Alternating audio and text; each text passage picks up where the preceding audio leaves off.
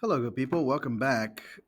We are trying out this new method to find antiderivatives of complicated looking integrals. It's called U substitution because we're going to replace the inner function, what Brian calls the junk, the complicated part. We're going to replace it with U, the variable U, and then we're going to try to take the antiderivative there. But replacing the U is not enough. We also need to replace the dx. And so that's what we're doing here.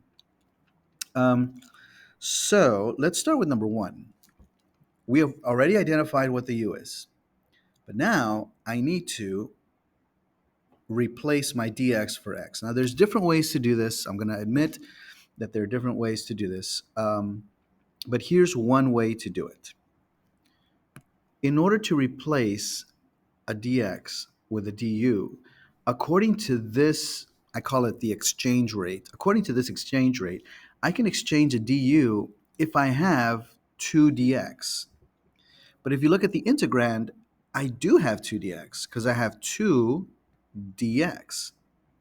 So what I'm going to do is I'm going to replace, and maybe I shouldn't put an equal sign. Maybe I should say this is going to become an integral of sine u, because I'm going to replace the 2x with a u, and then I'm going to replace the 2 dx with du. And in doing so, I've simplified my antiderivative, right? My antiderivative is now take the antiderivative of sine u du. Well, we can do that. The antiderivative of sine u du is negative cosine u plus c. And so here, excuse me, here's what we did. We found u, identified the u, we found du. That was in the first video. Now we're going to substitute the u into the original problem, and we're going to fix any constants needed to make the du work. We didn't need to fix any constants because we had what we needed. We had 2 dx.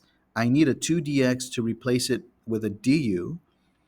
And then I'm going to integrate using one of the antiderivative formulas. We did. And now the last step is, okay, now take it back to the original variable. My original variable was x. So this whole thing becomes, and I'm going to write the answer in purple here, negative cosine of u, which was 2x, plus c. And there is my antiderivative. U substitution allows us to make a complicated looking integral a little less complicated looking so that I can take the antiderivative. But then I have to keep in mind, if I'm doing an antiderivative, I got to go back to the original variable, which is what I did here. So if you think about it, I kind of went from here to here, from here to here, and then I went back. That's it. I say that's it, but yeah. Let's look at example 3 right under it. Let's try this process. Excuse me. So let's replace some things. Okay, so do I have enough to replace? I have my u taken care of, right? Whatever's in orange, I'm going to replace it with that. But I need 2x dx in order to replace it with a du. But I only have 1x dx. And so in this recipe, it says fix any constants needed to make the du work. What does that mean? Well, I need 2x dx. I only have 1x dx. So I could multiply this by 2, but that's going to change the whole value of the integral unless I compensated by multiplying by 1/2. So if I multiply 1/2 times 2, that's 1. That would be the original integral, right? But I need this 2x dx in order to replace a du. So let me introduce this constant multiple. But if I do that, I got to balance it out with a 1/2 that I'm multiplying on the outside, with its reciprocal on the outside. So now here's what I have. 1/2 on the outside. The green part is going to become du. And then the other thing that's left over is e to this orange part, but the orange part was u. So look at how cleaner my integral looks. It looks a lot simpler. And you and I both know what the antiderivative of e to the u is. And so I can take the antiderivative now, but remember that we are in the world of u's, not the world of x's. And so when I do this, this will be 1 half e to the u plus c. That is the antiderivative, right? The antiderivative of e to the u is e to the u. And because I had a 1 half constant, I just multiply it back in.